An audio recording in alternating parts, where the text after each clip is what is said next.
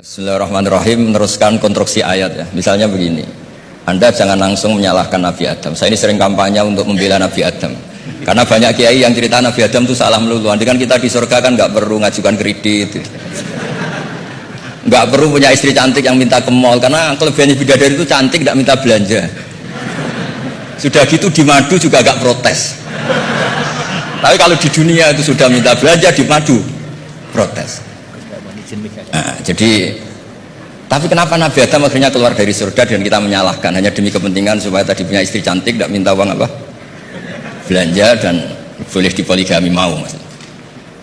Di konstruksi ayat itu tidak ditampakkan, tapi semua ahli tafsir tahu. Misalnya fadallahuma bihurur, setan menipu Adam dan Hawa dengan curang. Hurur itu nipu, jadi kalau ngaji nipu itu mulai dulu itu ya gurunya setan itu. Jadi Nabi Adam itu di surga dengan penuh limpahan anugerah, buah apa saja ada, makanan apa saja ada, enggak bayar. Tempat mewah leg juga enggak bayar. Kalau Anda di hotel leg sedikit aja bayarnya minta ampun. Akhirnya setan itu pura-pura nangis terseduh-seduh. Akhirnya Nabi Adam menghampiri, kenapa kamu nangis? Saya ini iba sama kamu, kasihan. Nikmat begini nikmat, pada akhirnya Anda ini mati, karena Anda manusia pasti mati. Kasihan sudah senikmat ini kemudian Anda mati. Pura-pura nangis, jadi lama ya nangis, acting itu. Akhirnya Nabi Adam tanya, lalu solusinya gimana? Terus setan tinggal numpangi, hal adulluka ala syajaratil khuldi wa mulkil la yafla. Kamu mau tak kasih vitamin, makan pohon khuldi, nanti kalau kamu makan itu terus abadi. Jadi terus setan, Nabi Adam mulai ragu ya, tapi Allah melarang saya makan pohon khuldi itu, syajaratul khuldi itu. Kamu tidak usah cari tafsirnya, itu anggur, apa ketela, apa durian, itu namanya orang kurang penggawean itu gak penting. Ketika Allah tidak jelaskan detail itu berarti detailnya itu tidak penting. Kamu sok penting nyari itu apa itu. Allah saja tidak menjelaskan, kok kamu yang manusia mau menjelaskan. Akhirnya Nabi Adam tanya, apa betul Allah itu melarang saya makan itu? Terus Allah cerita, wa qasamahuma inni lakuma laminan nasihin. Terus setan itu cerita, demi Allah saya tahu info terbaru bahwa sekarang nggak apa-apa. Jadi hukum terbaru itu. Singkat cerita Nabi Adam makan. Ketika makan, berarti setan salah karena menipu Nabi Adam, Adam salah karena makan pohon khuldi tadi. Apa yang terjadi? Allah manggil Nabi Adam. Adam, kenapa kamu makan itu?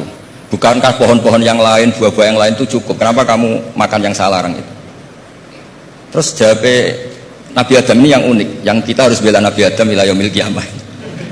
Wa izzatika ya rabbi ma adzunnu anna ahadan yahlifu bika kadziban. Demi kehormatanmu ya Allah, ketika engkau disebut oleh setan, saya tidak pernah mengira ada orang berani mencatut nama engkau kemudian dia bohong. Ketika engkau disebut ya Allah, saya tidak pernah mengira ada orang mencatut nama engkau kemudian dia bohong. Sehingga Allah itu haru sama Nabi Adam. Makanya Nabi Adam itu diusir. Ini meneruskan ayat yang dibaca Mas Masjid tadi. Diusir tapi disangoni. Dam, secara prosedur hukum kamu harus saya usir karena kamu melanggar. Tapi tak sangoni, lucu kan? Tak sangoni. Kamu baca ini ya. jadi unik. Makanya ayatnya fatalaqqa Adamu mir rabbi. Bukan kreasinya Nabi Adam. Kalimat itu bukan kreasi Nabi Adam, tapi hadiah sama Allah. Ini kamu secara aturan tak usir, tapi tak sangoni, ini dibaca nanti. Tapi Nabi Iblis tidak disangoni. Karena memang dia penipu betul. Udah gitu akting pura-pura nangis, pura-pura ini itu. Jadi bener-bener penipu ulung. Makanya sekarang pun kalau penipu itu memang harus sopan, harus nangis. Itu cara untuk karena sanatnya penipuan memang begitu, sanat awalnya memang begitu. Pura-pura nangis terus pura-pura itu. Jadi itu memang cara paling efektif untuk apa? Nipu. Ada sanatnya. Nah, lalu kenapa ada hadis mangqala la ilaha illallah dakhalal jannah. Ini terakhir, terus nanti Mas ngendikan terus doai sekalian. Perintah saya bulbet, bukan permintaan, perintah. Perintah itu bukan berarti tidak sopan. Memang bahasa Indonesia itu gitu. Permohonan itu mesti diabaikan. Kalau perintah itu agak tegas. Bukan masalah. Jadi begini. Saya ulang lagi konstruksi ya, konstruksi ayat fadallahuma bihurur. Kenapa mangqala la ilaha illallah dakhalal jannah? Itu unik. Kalau kita baca hadis, ada orang itu pendosa, salahnya sudah minta ampun sama Allah, dipanggil. Ini hadis musnad, riwayat musnad Ahmad dan banyak riwayat yang lain. Dipanggil, fulan kamu kesini, kamu lihat itu apa? Bok Gusti. berapa? 99. Per bab itu madul basar, sepanjang mata melihat itu isinya dokumen kesalahan dia.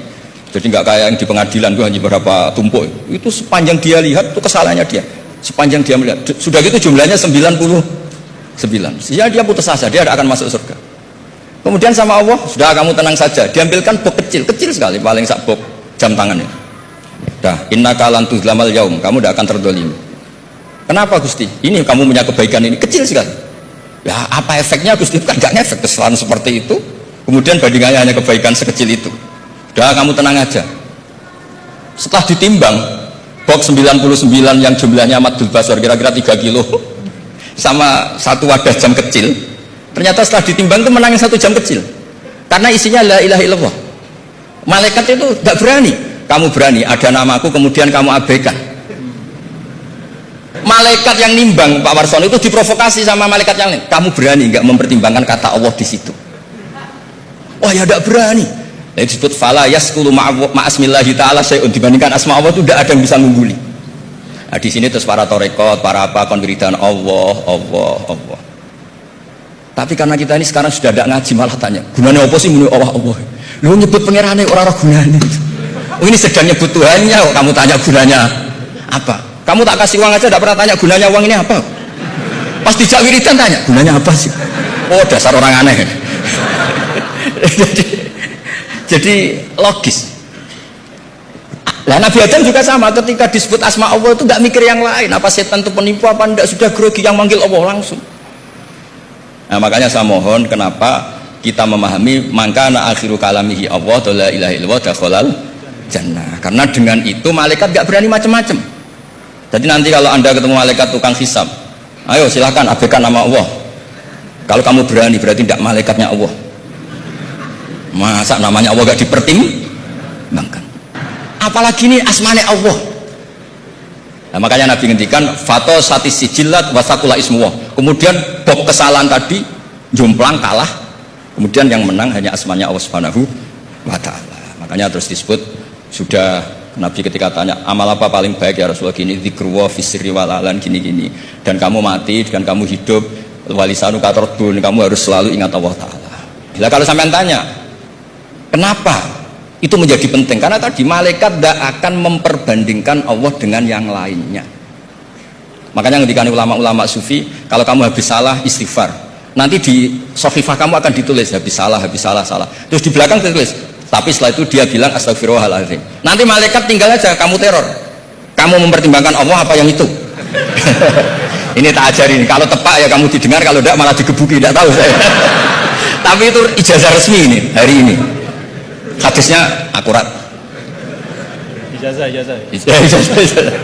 Dia ngotot mawon kon kesuwen kepinteran nyanyi kula.